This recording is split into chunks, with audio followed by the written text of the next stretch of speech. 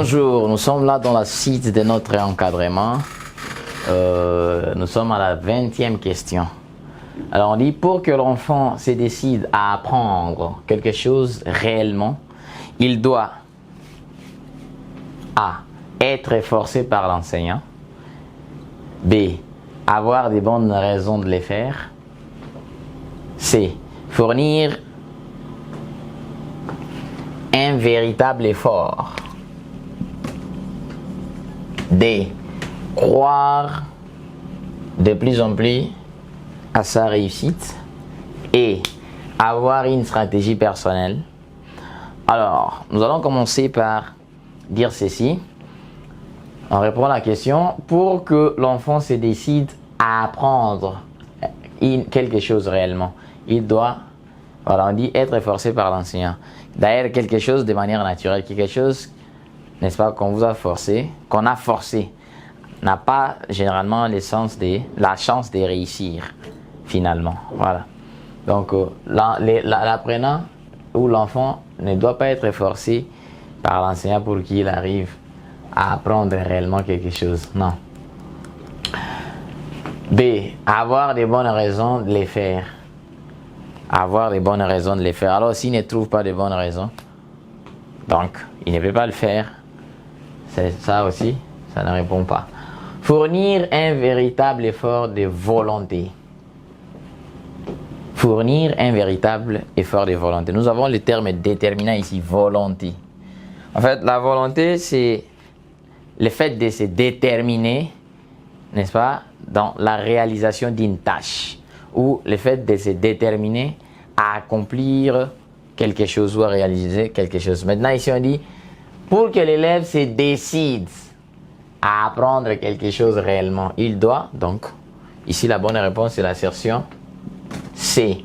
Parce que nous avons la volonté qui se définit comme le fait de se décider, d'être déterminé à accomplir une tâche ou à faire quelque chose. La bonne réponse, c'est l'assertion C. Alors, la question suivante. Un élève qui est facilement touché par les événements, mais ne passe pas vite aux actes et reste longtemps sous l'effet du choc, est passionné, nerveux, sentimental, colérique, amorphe. Alors, passionné, nous avons le mot passion. Un vif désir de faire quelque chose. Non, ça tombe. Nerveux. Non. Sentimental, nous avons le mot sentiment. Sentiment. En fait, les sentiments étaient un état affectif qui est simple, qui est peu violent, mais qui est très durable. Donc les sentiments sont plus durables que l'émotion. L'émotion, elle est vive, n'est-ce pas? Elle est vive, mais très passagère. Tandis que les sentiments sont moins vifs, mais très durables. Donc, on dit l'enfant reste pendant longtemps sous l'effet du choc. Donc, il est sentimental. La bonne réponse, c'est l'assertion C. Nous poursuivons. Chez l'enfant, le développement du langage est obtenu par, c'est-à-dire pour que le langage de l'enfant puisse connaître un certain développement, puisse se développer facilement. N'est-ce pas? Il faut quoi? On dit les rapports signes-signifiés. C'est-à-dire, quand vous faites un petit signe, n'est-ce pas? Vous faites accompagner ces petits signes, n'est-ce pas? D'un sens. Pareil, vous faites comme ça. Qui signifie venez, venez, voilà.